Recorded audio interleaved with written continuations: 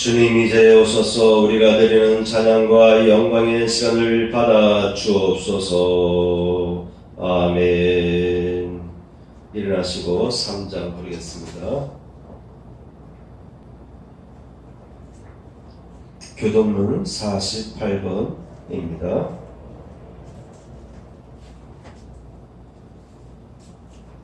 아멘. 자리에 앉습니다. 기도하겠습니다.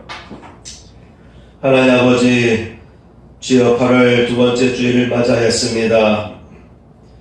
무더위 가운데 그 비를 주셔서 온 지면에 자라나는 모든 식물들이 쉼을 얻었습니다. 주여, 이 8월 더위 속에서도 우리 건강을 잘 유지하게 해주시었고, 특별히 하나님 앞에 선자로서 부끄럼 없는 삶을 살게 하여 주시옵소서. 우리의 마음속에서 내가 원치 않는 악한 일들을 생각하거나 또 말을 내뱉거나 행동한 것들이 있다면 이 시간 예수 그리스도의 거룩한 보혈의 피로써 씻어주시고 용서하여 주시옵소서. 특별히 코로나 백신을 접종하고 있는데 주여, 확진자들이 계속 늘어나고 있습니다. 주님, 이 확진자들의 증가세를 멈추게 하여 주시옵소서. 이 코로나 사태가 속히 통제될 수 있도록 도와주옵소서. 박진 자의 숫자가 1000명 미만으로 줄어들게 하여 주시옵소서. 모든 크리스찬들과 우리 모든 국민들이 심을 합하게 하시고 거리두기 잘하게 해주셔서 예방을 위해서 최선을 다하는 가운데 속에서 이 모든 국난을 극복할 수 있도록 도와주옵소서. 허물의 사함을 얻고 그 죄의 가림을 받은 자는 복이 있도다. 마음의 간사가 없고 여호와께 정죄를 당치 않는 자는 복이 있도다. 아멘. 사도신경입니다. 아멘. 310장 2절 3절으로 말씀 보겠습니다. 310장 2절 3절입니다.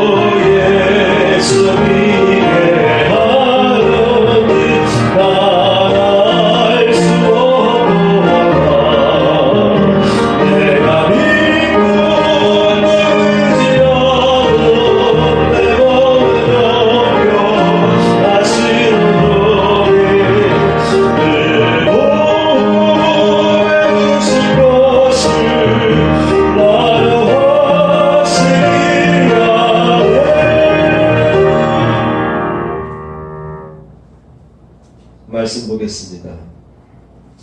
지난 주일에는 29편 말씀을 읽었죠. 오늘은 32편 1절에서 5절까지의 말씀을 읽습니다. 제목을 읽습니다. 항상 의식하며 구하고 영광을 돌리는 삶. 예, 오늘은 지난주에 이어서 항상 의식하며 구하고 영광을 돌리는 삶에 관해서 두 번째로 전하겠습니다. 예, 오늘 계획한 대로 다 전할 수 있을지 모르겠어요. 다 전하지 못하면 다음 주까지 이어질 수가 있게 됩니다. 지난 주일에는 성경 본문을 다루지 못하고 서론적인 이야기만 하고 마쳤습니다. 그 서론적인 이야기 중에는 스티브 잡스에 관한 이야기들을 나눴죠.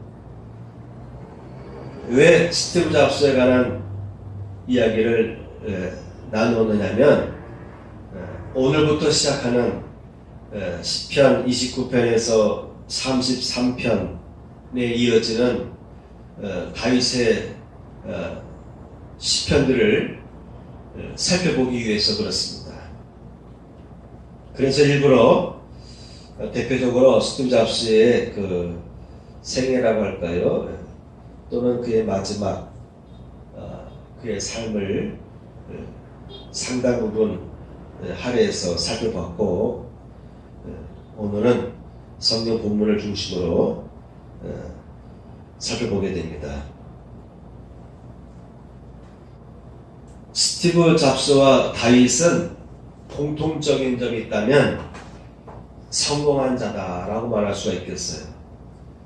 성공해서 부와 명예와 권력을 얻었다는 면에서는 공통점이 있다고 볼 수 있습니다. 다윗은 나라를 다스리는 왕으로 세워졌죠.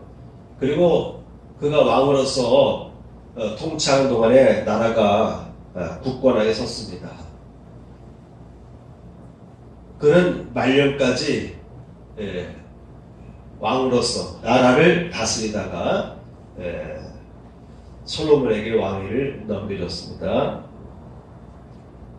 반면에 그 잡스는 세계적인 기업의 총수 CEO로 살아갔죠. 그런데 이 잡스는 한참 일해야 될 때 추정함으로 투동하다가 결국은 세상을 떠나고 말았습니다. 그런데 우리가 크리스찬으로서 본받아야 될 점들이 이 다윗의 생애 속에서, 다윗의 삶 속에서 있다고 하는 것이죠. 왜 이런 잡스의 이야기들을 제가 많이 하려 했냐면, 오늘날 현대인들이, 특히 크리스찬들도 잘못하면 세상의 흐름에 떠내려가는, 거기에 합류돼서 휩쓸려가는 그런 삶을 살기가 쉽지 않습니까? 그리스도인으로서 어떻게 살아야 될 것인가? 이 세상의 이 홍수, 이 흐름 속에서 그래도 그리스도인다운 영성을 가지고 살아가야 되는데, 이런 그리스도인다운 영성을 알지 못하기 때문에 세상적인 풍조, 세상적인 사조, 세상적인 유행에 휩쓸리기가 쉬워요.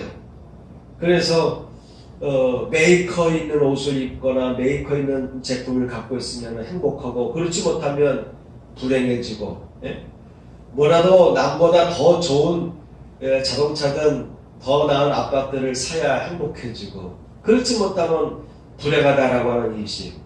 연봉이 얼마냐에 따라서 나는 실패한 인생이고 내 삶은 불행하다, 이렇게 바로 그냥 고개를 숙이고 좌절하는 그런 삶을 살기가 쉬워요. 크리스찬들이 풍요와 부요를 그렇게 누렸어도 그가 말년에 투명하면서 이 모든 것은 아무 의미가 없다, 그러면서 그가 관심을 갖게 된 것은 사랑이었습니다.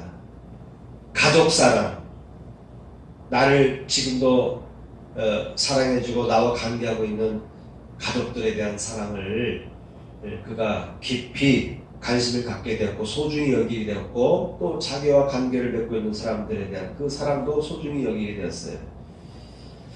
제가 아무리 이렇게 인터넷을 이렇게 뒤져봐도 자세한 얘기가 나오지 않더라고요. 제가 관심하는 바는 이분이 젊어서 아시아의 그 철학에 대해서 관심을 갖다가 선불교에 그가 들어갔다고 하고 제가 얘기했죠. 그 이후의 내용들은 전부 이분이 사업에서 어떻게 성공했고 쫓겨나고 다시 복귀했고 뭐 그런 이야기들만 쭉 있잖아요. 근데 마지막에 그가 세상을 떠났을 때 장례식을 스탠퍼드 대학에 있는 채플, 보통 채플이라고 하면 대학 내에 있는 예배당을 말합니다. 거기서 장례식을 치렀어요.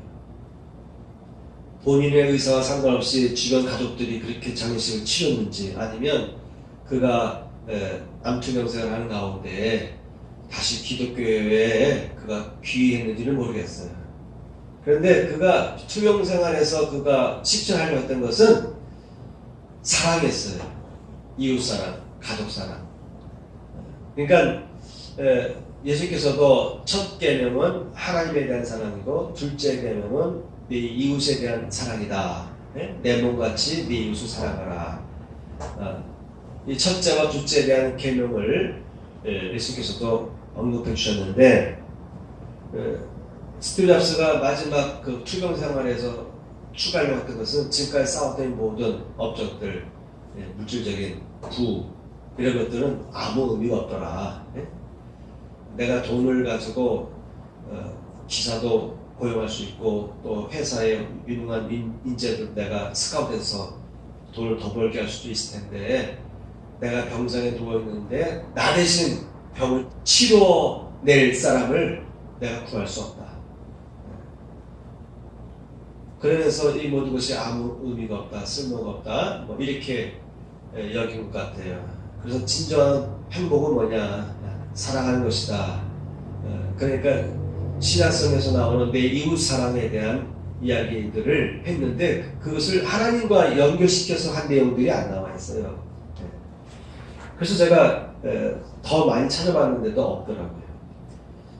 그래서 제가 다윗의 이야기를 이제 대주에 가면서 오늘 말씀을 전하려고 한 것입니다. 특히 젊은 사람들, 또 한참 이래야 될 40대, 50대 우리 크리스찬들이 다윗의 삶을 연구할 필요가 있겠습니다. 진정한 행복은 무엇이고 어떻게 살아야 멋있게 사는 것일까? 어떻게 사는 것이 그야말로 나다운 삶일까?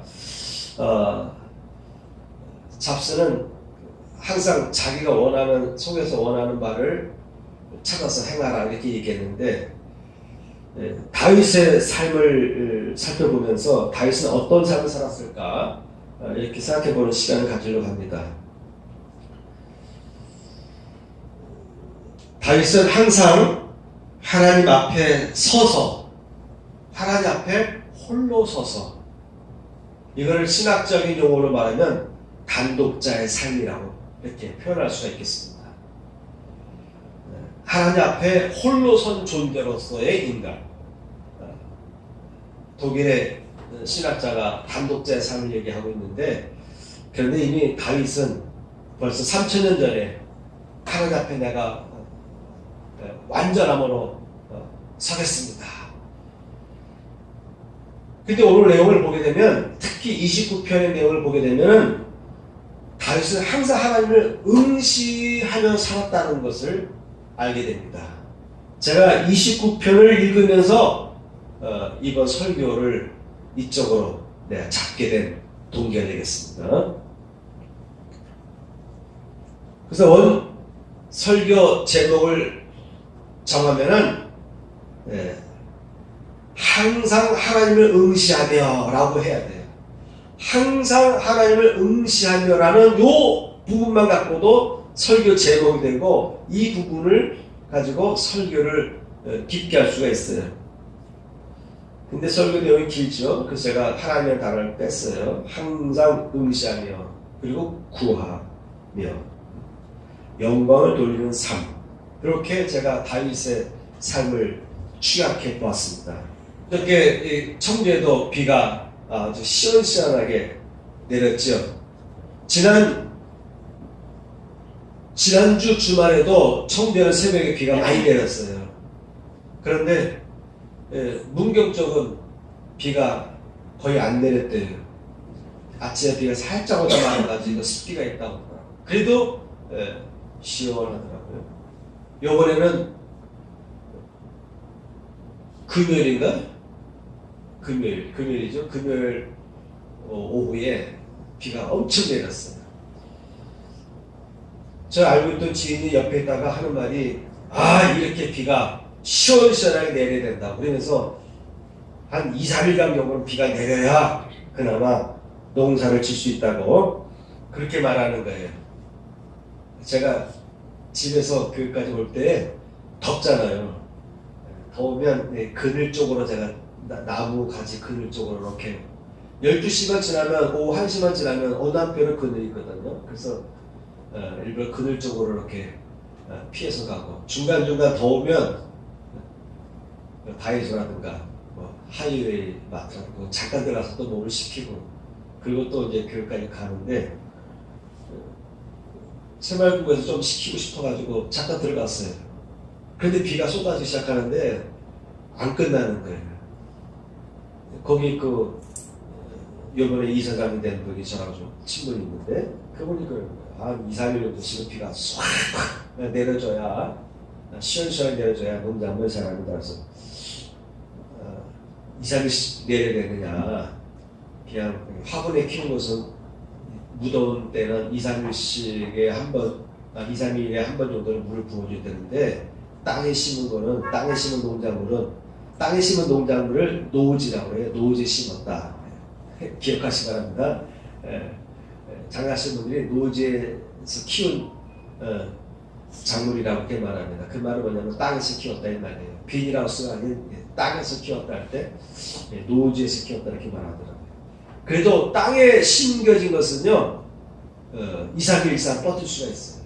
왜냐하면 땅 속에 수분이 있어요. 겉으로는 바닥이 흙이 말랐어도요 삽을 이렇게 퍼보면 속에 축축한 느낌을 우리가 볼 수 있죠. 땅 속은 그래도 수분이 이렇게 있습니다. 습기가. 그리고 또 땅 밑으로 물이 계속 흐르기 때문에 뿌리가 뻗어서 수분을 계속 흡수하기 때문에 화분에 키우는 것보다는 더 오래 생존할 수가 있어요. 그러니까 그분이 그 새발군 앞에서 여러 가지 키우더라고. 그러면서 보여줘야 돼서 내가 땅을 그래도 좀 더 오래 뻗을 수 있다 소리 농담을 했는데 비가 꺼지질 않아. 근데 저쪽 보니까 근처도 동사무 쪽으로 보니까 손바닥만한 하얀 하늘이 뚫렸어. 그래서 저 하얀 하늘이 이쪽으로 다가오면은 비가 멈추겠다 했는데 금방 한 10여 분 만에 점점 하늘이 뻥 뚫리면서 비가 이제 줄어들었어요. 그래서 교회를 걸어온 적이 있습니다. 제가 좀 비에 대한 얘기를 하는데 일부러 그러는 거예요. 오늘 10편 29편에는 비에 관계된 내용으로 가르쳐 있습니다.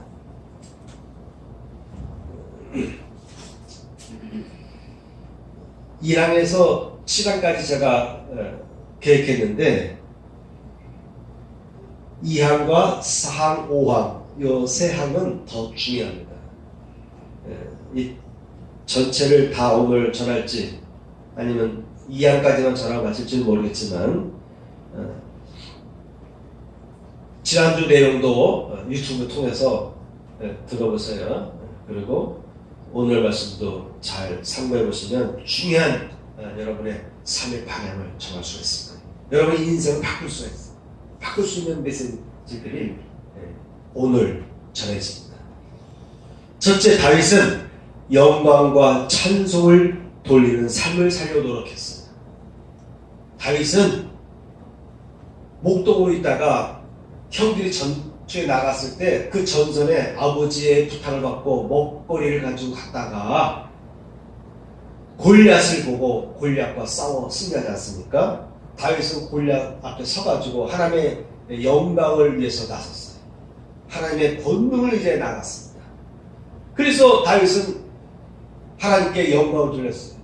골리앗을 돌 한 방에 쓰러뜨리고 그 어린 다윗이 골리앗의 목을 뺐습니다. 한순간에 영웅이 됐어요. 시작부터 다윗은 죽을 때까지 끝없이 다윗은 하나님의 영광과 경배, 하나님께 대한 영광을 돌린다는 것에 가장 그 극치의 종합 예술이라고 한다면 그건 예배에 있습니다.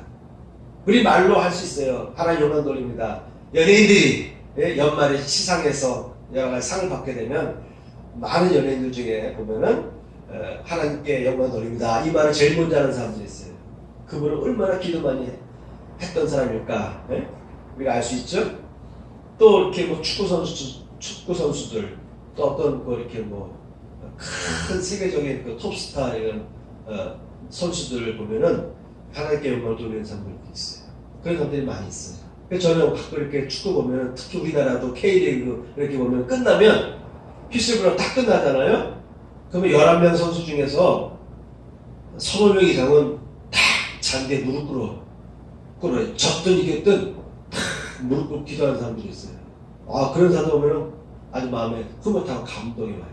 이겼든 졌든 유명한 사람이든 유명하지 않은 사람이든 간에 힙스를 딱 부는 순간에 한 팀당 11명씩 있잖아요. 딱 그렇게 화면에 잠깐 이렇게 스쳐지는 거 보면 어떤 사람은 확 쓰러지기도 하고 이렇게 푹 걸어 나오는 사람도 있는데 무릎을 탁 꿇고 기도하는 사람들이 있어요. 여러분 보시기 바랍니다. 잠깐의 순간인데 한 30명씩 그런 사람도 있더라고요. 아니 그렇게 예체능계에 있는 사람들 중에는 그렇게 하나님을 소중히 여기는데 일반적인 삶을 살아가는 우리 크리스천들 중에는 점점점 하나님에 대한 인식이 없어요.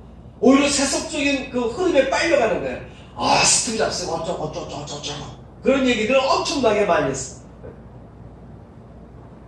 근데 정작 제가 2주 동안 살펴봤는데 신앙적으로 도움을 얻을 수 있는 내용은 없더라 이 말이에요. 투병생활 속에서도 그나마 깨달아서 가족사랑, 이웃사랑에 대해서는 깨달았는데, 그리고 지금까지 살아온 중에서 쌓아왔던 이 모든 부는 아무 의미가 없다라고, 그러면서 그가 말하기를 일정하게 내가 먹고 살 정도의 부만 유지했다면 그 다음부터는 자기가 하고 싶은 것을 해야 된다 소리를 그가 강조하더라고요. 네?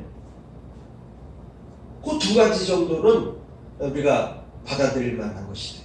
근데 세상적인 조류는 뭐죠? 그 사람처럼 창의적인 일을 하고 뭐 대학 중퇴하고 그래서 사업에 성공한 이야기로만 가르쳐 있잖아요. 밤을 새고 열심히 일을 하고 그 성공한 사업가에 대한 이야기만 쫙 내려져 있잖아요. 오늘날도 보면은 젊은 사람들 웬만하면 주식 사려고 그러고 부동산 아파트 사려고 그러고 연끌한다 그래서 연끌해서 부동산을 향해서 연끌 또는 주식에 연끌한다 그러고 뭐 여러 가지 얘기들이 많이 나오는데 이미 스티브 잡스의 말년을 보니까 답이 나왔죠. 돈이 날 행복하게 한 것이 아니다. 부를 얻는 것이 참된 삶이 아니다는 것은 이미 스티브 잡스가 말년에 다 고백한 것이 나왔어요. 그래서 제가 그 얘기를 한 겁니다. 이 하나님께 영광 돌리는 것은 아까 얘기한 대로 그 유명인들처럼 하나님께 영광 돌립니다. 이렇게 해도 돼요. 근데 하나님께 영광 돌리는 거에 종합적인 예술적인 모습은 예배에 있습니다. 반주자나 사회자나 청중이나 이 모두가 하모니가 일어서 예배드리는 것이 하나님께 경배하는 극치가 되겠어요. 그래서 말로 어떤 행동을 통해서 영광을 돌릴 수도 있고 또 종합 예술이 할까요? 예배를 통해서 하나님께 영광을 돌릴 수가 있습니다. 그리고 다윗의 이 시편들은 전부 다 하나님께 나아갈 때, 예배하며 나아갈 때 레위인들이 이걸 노래 가사로 읊으면서 북치고 나팔 부고 하면서 나아갈 때 이 시편 내용을 가사로 삼아서 불렀던 거예요. 성교로 나아갈 때.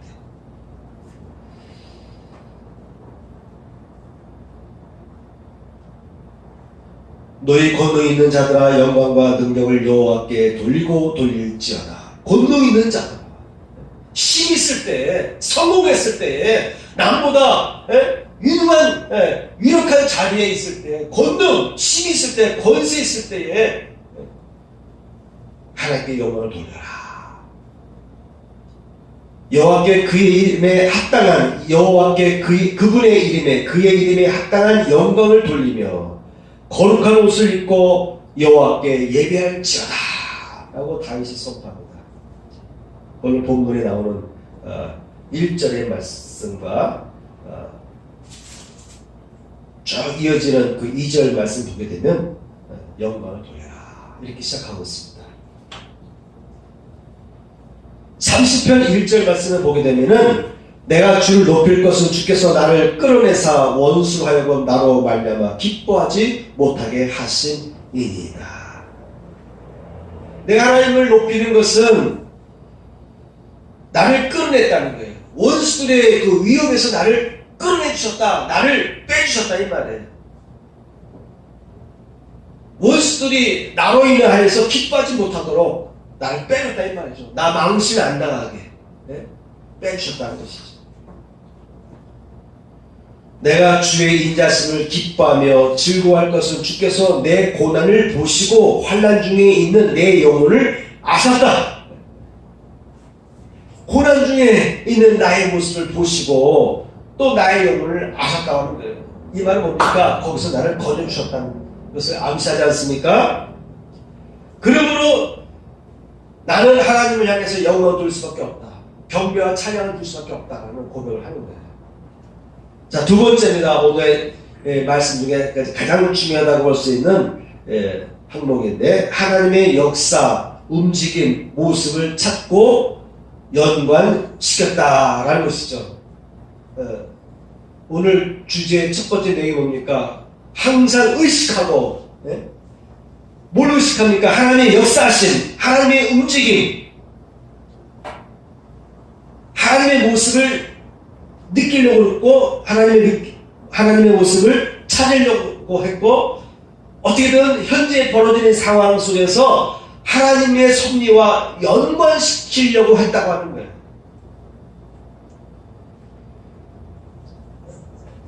사업가들은, 주식 투자하신 분들은 어느 주식을 사야 될까? 주식의 동향이 어떻게 돌아갈까? 팔아야 되나? 사들여야 되나? 뭐 이런 걸 위해서 뭐 연구를 많이 하지 않습니까? 다윗은 먼저 하나님을 의식했다는 거예요. 하나님의 움직임이 어디로 가고 계신가? 하나님의 움직임이 어디로 가고 계신가? 1980년대 초반 때, 초중반 때인가? 초반 때에 제가 어릴 때 다니던 교회에 부무사가 왔는데 그분이 뭐라 하겠냐면 벌써 그때 성령의 불이 대한민국으로 왔다가 이미 중국으로 가고 있다고 그런 얘기를 한 것 같아요. 80년대 초에 그런 말을 하시더라고요.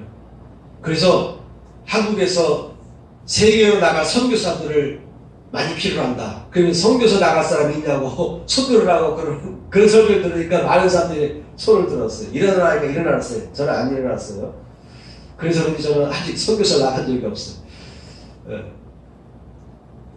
하나님의 불이 이렇게 어디를 향하는가를 주셔야 되는 것이죠. 근데 하나님의 불이 가는 곳에는 반드시 부흥뿐만 아니라 경제적인 부흥비를 말해요. 우리나라에 성령의 불이 왔을 때 우리나라에서 발전했잖아요. 그러고 나서 성령의 불이 저 중국으로 갔다 가는데 그 이후로 중국이 지금 경제가 확 일어나가지고 미국과 견주는 상황이 되지 않았습니까? 자, 여기서 저는 한번 깨달으시기 바랍니다. 주식의 흐름, 지금 세계 경제 흐름이 어디를 향하는가 이것도 중요하지만 먼저 제가 뭘 얘기하려고 하는 거냐면 아시겠죠? 하나님의 발걸음이, 하나님의 관심이 어디를 향하는가가 더 정확한 세계 흐름을 읽을 수 있는 단초가 된다. 저는 이 얘기를 하고 싶은 거예요. 그래서 다윗은 항상 하나님을 의식하려고 노력을 했다는 것이죠. 오늘 29편에서 저는 그러한 감흥을 받았어요. 자, 여러분 보시기 바랍니다. 29편 이야기는 다 물과 관계된 이야기예요. 특히 소나기 또는 그 장맛비 같은 비가 막 쏟아지는 게릴라성 폭우 같은 그런 비가 내리는 장면들을 쭉 열거하고 있어요. 번개가 치고 천둥이 치고 그런 내용들을 담고 있습니다. 저는 근데 여기서 감동을 받았어. 다윗은 비가 내리고 천둥이 치고 번개 치는 이런 가운데 속에서도 이런 모든 일련의 현상들 속에서 하나님을 발견했다는 거예요. 하나님의 손길을 의식했다는 거예요. 저는 이 얘기를 하고 싶은 거예요. 물과 관계된 신화는 많습니다. 그리스 신화에서도 바다의 신이 있죠. 우리나라도 보면은 바다의 용왕이 있죠. 바닷속에 영궁의 용왕이 있죠. 물을 신비하게 여겼고 더 나아가서 물 자체를 신적으로 우상화시켰어요. 또 나름대로 생각한다고 하는 철학자들은요, 이 세상의 이 만물의 이 우주 만물의 근본적인 요소가 무엇일까? 라고 할 때 히랍 철학자 중에 탈레스라는 사람이 물이야말로 만물의 근원이다. 우주는 물로 이루어졌다. 물로 이루어졌다라는 것을 그가 주장하기 시작했습니다.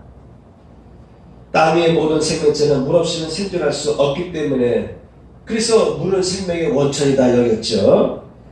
지구도 물 위에 떠 있고 우주도 근본적으로 물로 이루어졌을 것이다 라는 이런 가설을 갖고 주장하기 시작합니다. 지금부터 한 600에서 2650년 전 시대 인물이에요. 나름대로 좀 똑똑하다 생각하고 철학한다는 사람의 주장은 만물의 근원은 물이었을 것이다 이렇게 주장합니다. 그 이후부터 보면은 이제 철학자들이 한 명씩 등장하는데 만물의 근본은 불일 것이다 또는 공기일 것이다 또는 흙일 것이다. 그러면서 소크라테스, 아리스토텔레스, 플라톤 쭉 이어져 가면서 여러 가지가 다 붙어요. 자, 제가 얘기하고자 하는 것은 BC 600년대 사람이니까 적어도 지금으로부터 2600년 전 시대의 성인이 철학가가 만물의 근원은 물일 것이다 라고 얘기했는데 성경 창세기에서는요 하나님께서 천지를 창조하셨을 때 수면 위를 운행하셨다라는 얘기를 하고 있어요. 어떻게 보면은 이 탈레스의 주장과 좀 비슷한 내용들이 있어요. 그런데 성경은 물도 하나님이 창조하신 거예요. 땅과 하늘을 창조하실 때 수면 위를 운행하고 계셨어요. 그러면서 6일에 걸쳐서 여러 가지를 창조하죠. 자, 여러분 본문을 펴보시기 바랍니다.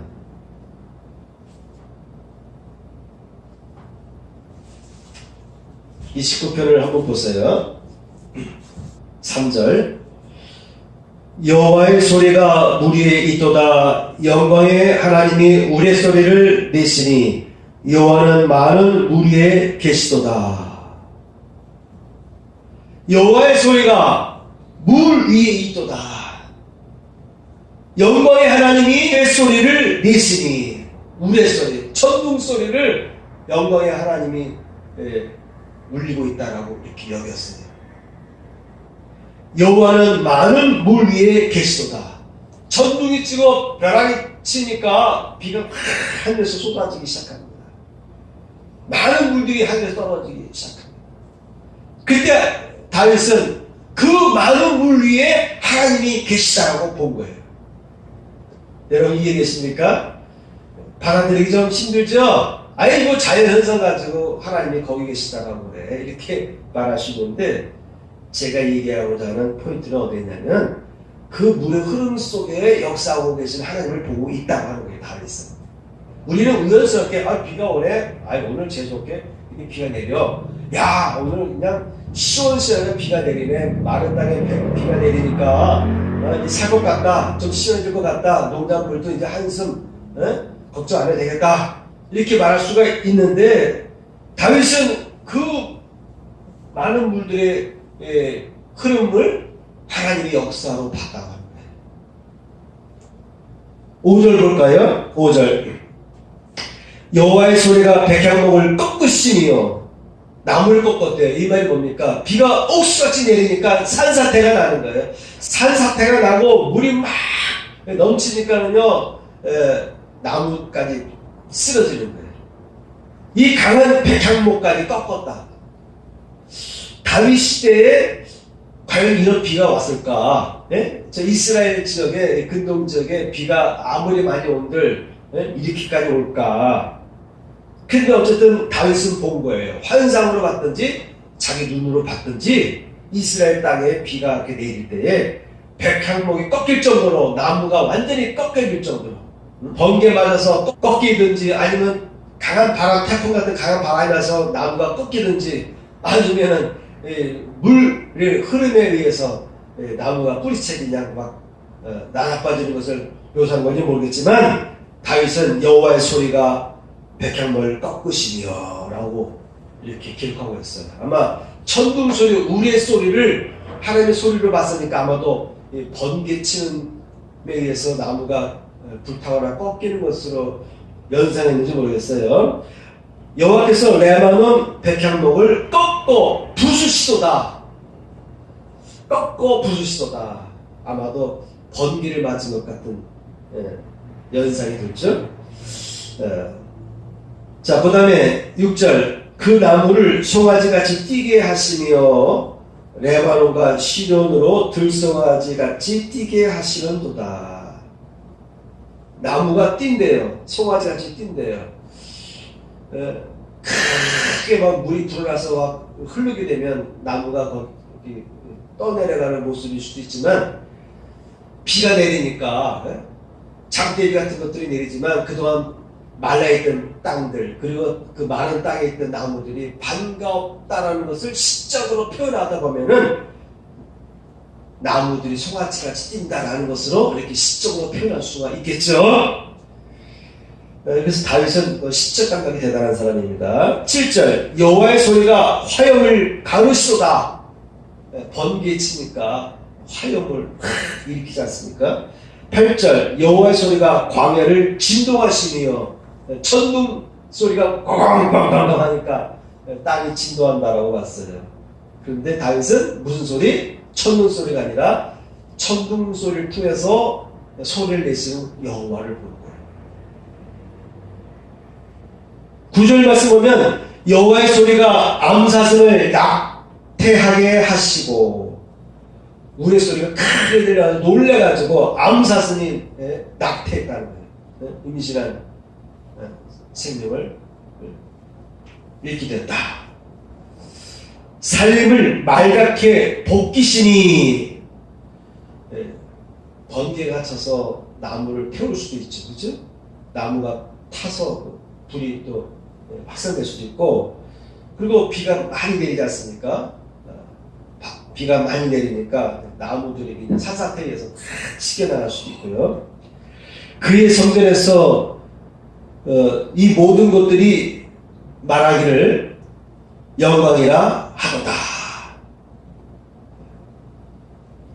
하나님의 성전에서 이 모든 것들을 향해 말하기를, 9절 보니까 여호와의 소리가 암사슴을 낙태하게 하시고 살림을 말갛게 볶이시니 그의 성전에서 그의 모든 것들이 말하기를 영광이라 하도다.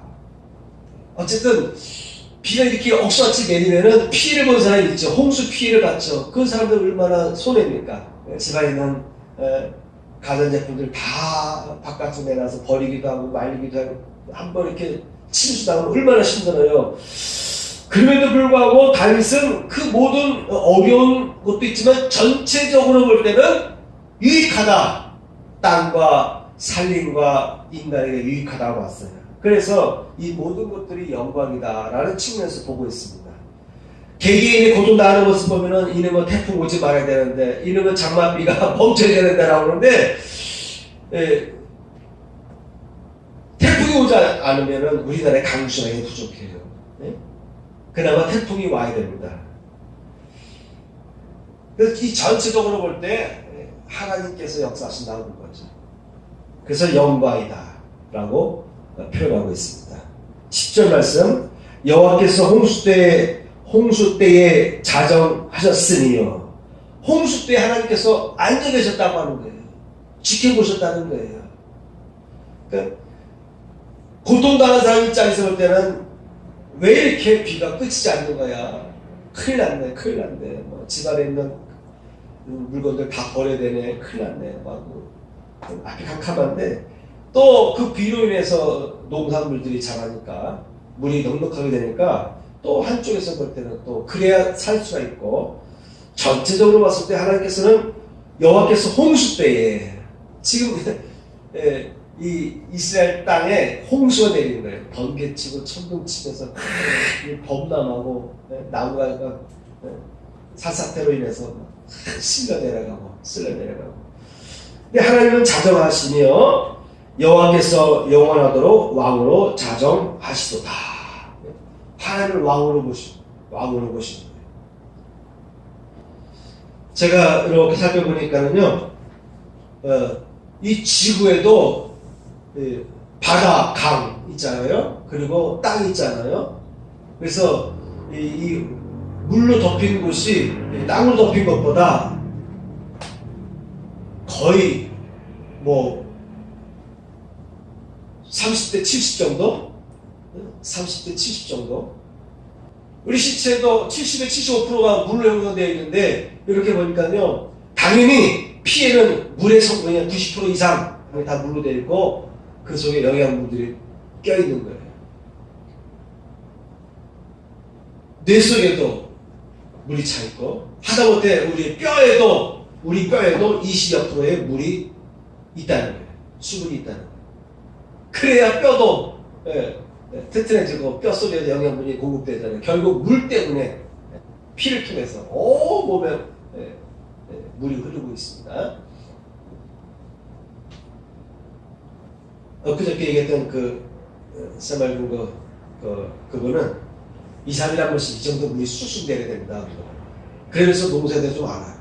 그런데 비가 오기 전에 고추나 감자는 캐야 된다 그래서 왜 그렇습니까? 그랬더니 비가 오고 나면 농약도 뿌려야 되고 또 금방 썩기 때문에 비가 오기 전에 빨리 수확을 해야 된다 이렇게 얘기하더라고요. 그거 봐서 농사에 대해서 좀 아시는 분인데 2, 3일에 한 번씩은 물이 그냥 쑥쑥 내려줘야 된다라고 말하는데 거꾸로 물이 너무 많이 있으면요 식물이 또 뿌리가 썩습니다. 제가 같은 경우 집에서도 이렇게 그려져도 그렇고 상추나 여러 가지 당귀 이런 것들 키우잖아요. 근데 안타까워서 자꾸 물을 줘. 어느 날 보면 죽었어. 왜 죽었나 봤더니 물을 너무 많이 줘서 물도 주면 이것이 물이 자꾸 이렇게 배수가 잘 돼야 되는데 잘 안 되니까 물이 차 있으면 흙이 뭐가 되니까 진흙같이 돼버려요. 그러니까 땅도 이게 습기만 있어야 되는데 물이 꽉 차 있으면요 진흙같이 돼가지고 이게 순환이 안 돼. 공기 순환이 안 돼. 그래서 뿌리가 썩더라고요. 적당하게 수분이 있어야 됩니다. 수분이 있어야 되는데 이 수분이 잘 운행될 때 사람의 생명이 건강해져요. 상식이죠. 소변을 봤을 때 소변 색깔이 노란 것이 정상이고 좀 검었거나 빨개지면 몸에 이상이 생긴 거죠. 그죠? 그리고 맑으면 또 너무 물을 많이 먹어서 그때는 또 물을 너무 많이 먹으면 안 된다. 이런 얘기가 있더라고요. 그래서 소변을 보고서 사람의 건강 상태를 알 수 있다고. 인간의 생명이라고 하는 것은 물의 흐름에 있어요. 물의 흐름에 있어요. 하나님께서 창세기 1장 2절 보게 되면은 태초에 천지를 창조하시니라 그러고서는 하나님이 수면 위를 운행하셨다. 맞아요. 창조할 때 수면 위를 가득한 어둡고 캄캄한데 수면 위를 하나님께서 운행하시면서 첫째 날에 빛을 창조하시고 둘째 날에 하늘 궁창을 창조하시면서 하늘의 물과 땅의 물을 나누시고 그러고 나서 물속에서 육지가 윤기하게 하시고 육지 위에서 생명체들이 자라게 하셨다고 하는 것이죠. 창세기만 보더라도 물이 이렇게 중요하다고 하는 거예요. 다윗은 일상적인 자연 현상에서도 하나님의 운행하심을 포착한 거예요. 저는 이 얘기를 하고 싶은 거예요. 왜 그러냐? 오늘 우리들이 신앙생활하며 살아가지만은 하나님을 의식하지 않고 살아갈 때가 많아요. 좋은 일이 생겨도 이게 하나님께서 나와 함께 하시고 나에게 도와주시는구나 라고 생각하지 않냐고 잠시 운이 좋았네 하고 지나가 버려요. 근데 다윗은 그걸 놓치지 않는 거예요. 하다못해 이렇게 대홍수가 벌어지고 있는 가운데서도 긍정적으로 바라보면서 하나님께서 지금 말씀하고 계시다, 역사하고 계시다, 소리내는 것이다, 운행하고 계시다, 좌정하고 계시다 이렇게 보고 있던 거예요. 만약 다윗과 같은 이런 마인드를 가지고 하나님을 의식하며 살아가는 사람은요 제대로 된 인생을 살아갈 수가 있어요. 어려움당하지 않고 살아갈 수가 있습니다. 잡스마냥 지금까지 나의 삶은 헛된 것이다. 그나마 잡스가 살아오면서 후회하지 않았던 것은 자기 마음속에서 하고 싶었던 본능적으로 하고 싶었던 일을 했던 것은 잘한 거예요. 창의적으로 했던 것은 잘한 거예요. 딴 데 시간 헛수고에 쓰지 않고 열심히 연구하고 노력한 것은 그건 잘한 거예요. 그렇지만 그로 인해서 얻었던 모든 부의 축적은 아무 의미가 없다. 내 삶에 아무런 도움이 되지 못한다.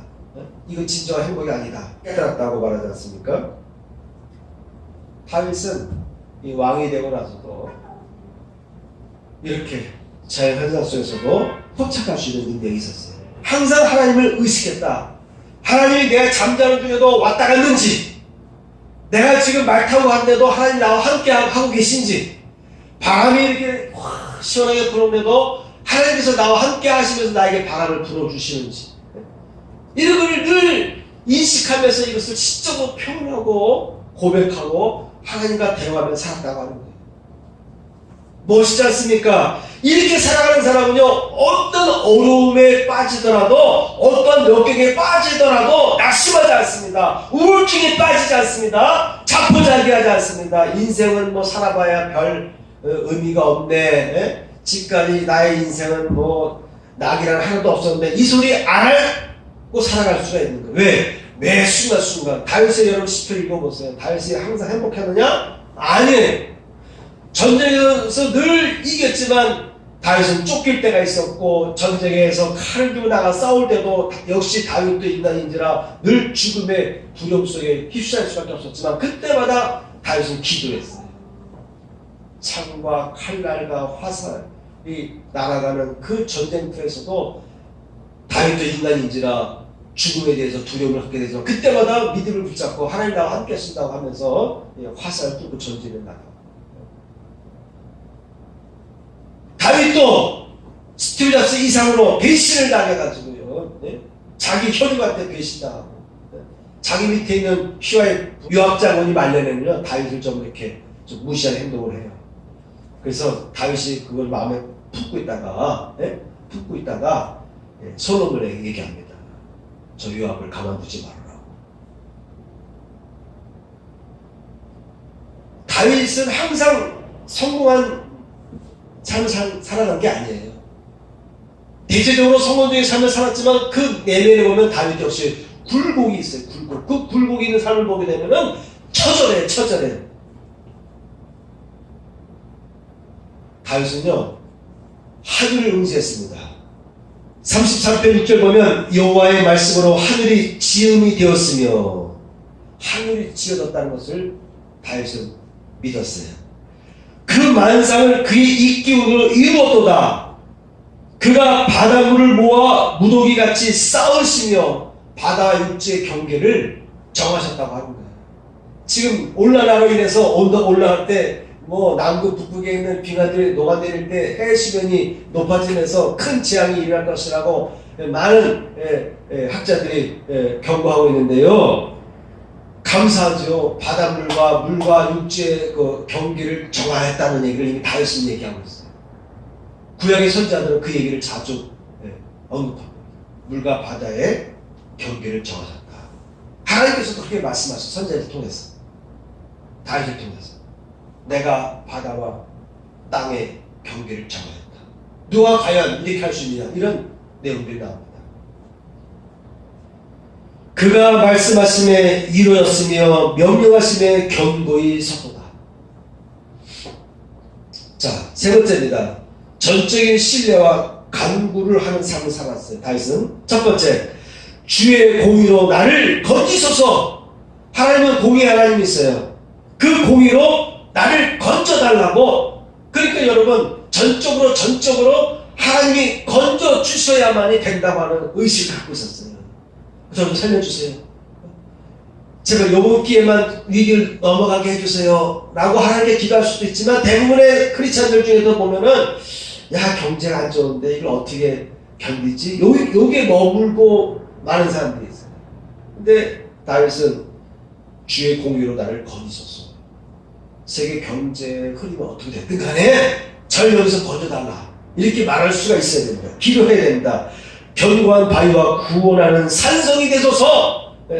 셋째, 나의 영을 주의 손에 부탁하나이다. 나의 영을 주의 손에 부탁하나이다. 한참 일할 때 다들 꿈을 갖고 열심히 창의적으로 밤잠을 지새워가면서 일하려고 노력하는 건 참 좋은데, 근데 더 궁극적으로 내 영혼을 주님의 손에 의탁한다는 거예요. 내가 노력하면 된다. 내가 밤잠을 지새워가면서 안 쓰고 노력하면 나는 성공할 수 있다라고 생각하는데, 다윗은 아니다 이거예요.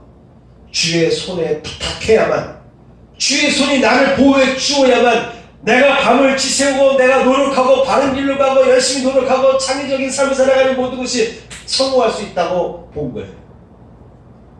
나의 고난을 보시고 환난 중에 있는 내 영혼을 아셨나이다. 예? 어려움 당한 거예요. 어려움을 보시고 누가? 하나님께서 내 어려움을 보시고 환난 중에 있는 내 영혼을 아셨다. 하나님이 여러분을 아셔야 됩니다.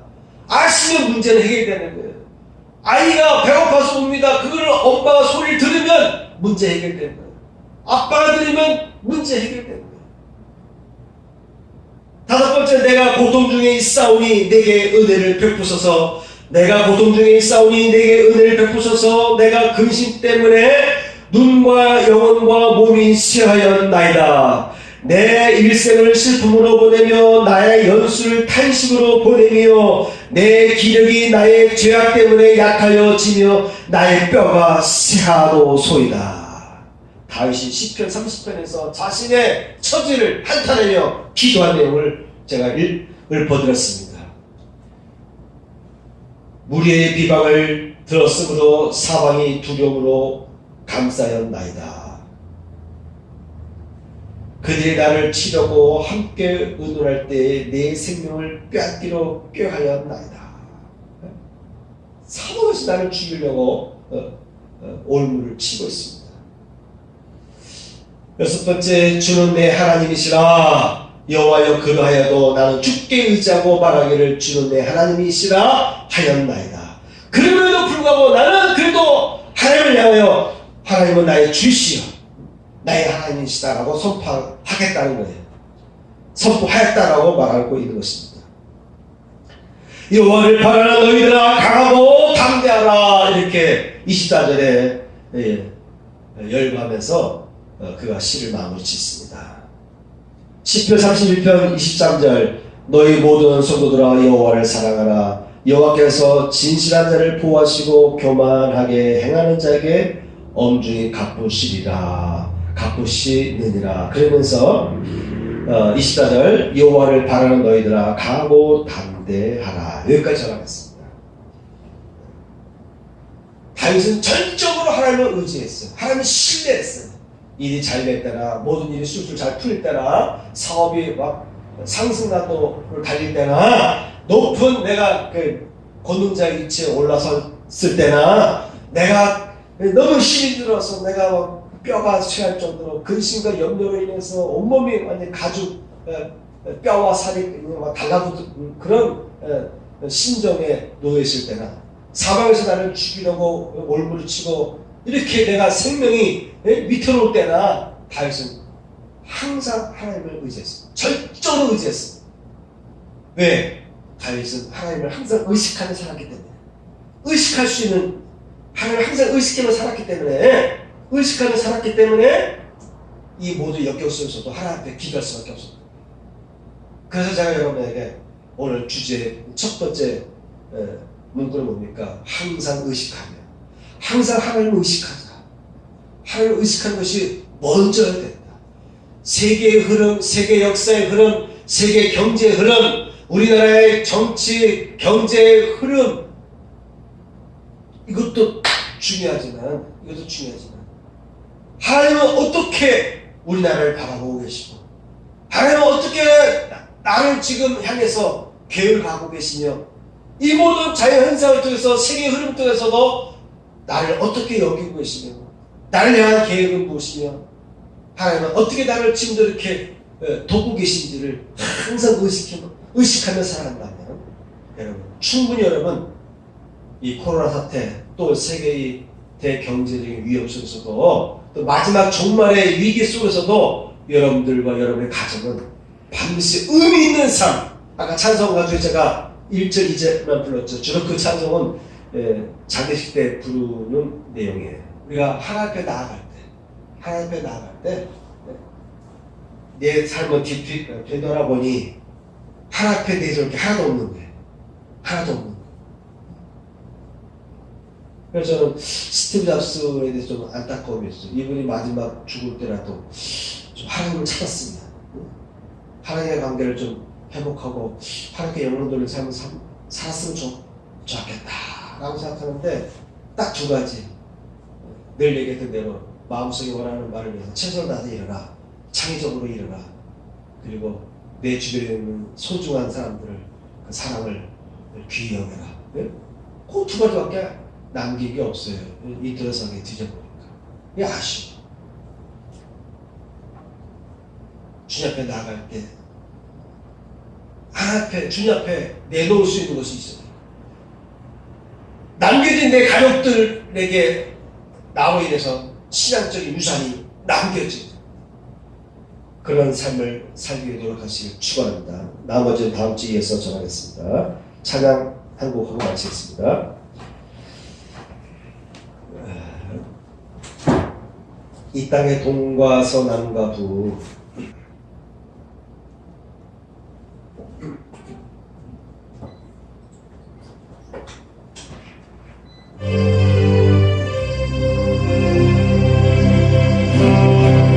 이 땅의 동과 서남과 부